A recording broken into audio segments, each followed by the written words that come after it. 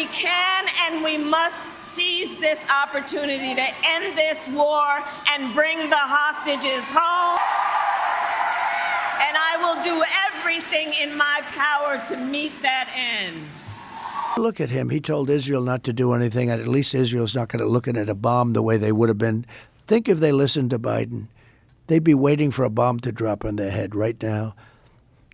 He's been wrong about so much. I guess you'd have to say that she's been wrong, too, because, she always said they made the decision together. But Israel didn't follow his advice. And I think it was a very... On October 7th, we experienced the worst savagery in this century. On October 7th, we experienced the worst savagery meted on the Jewish people since the Holocaust. These savages massacred our people, 1,200 civilians. They beheaded our men. They raped our women and then murdered them. They burned babies alive. They took 255 of our people hostages to their underground dungeons.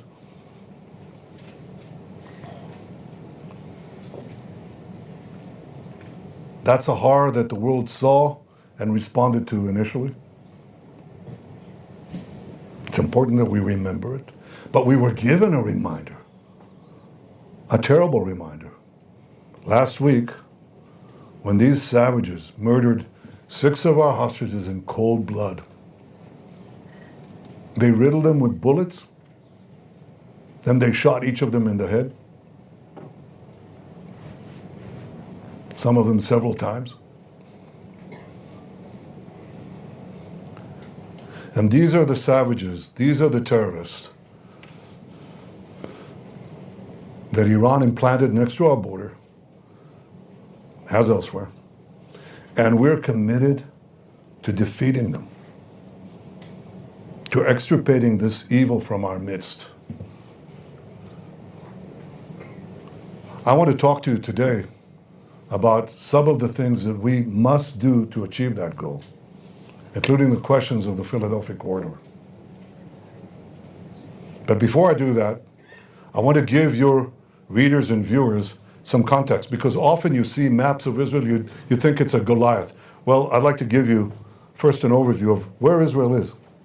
This is the Middle East, and this is the entire Arab world, and this is Israel. It's one of the world's tiniest countries. I give it the thumb test. This is a big one, so you need a bigger thumb. But it's a tiny country. It's one of the tiniest countries on the planet. It's, I think, 1/10 of 1% of the territory of the Arab world. Maybe I'm wrong. Maybe it's 2/10 of 1%. It goes from the river is right here, that's the Jordan River, to the sea, the Mediterranean Sea. So when Hamas is talking about liberating Palestine from the river to the sea, basically what they're saying is destroy Israel. And the entire width of this is probably around the width of the Washington Beltway. It's all together, it's its widest point, about 50 miles, right here. Tiny.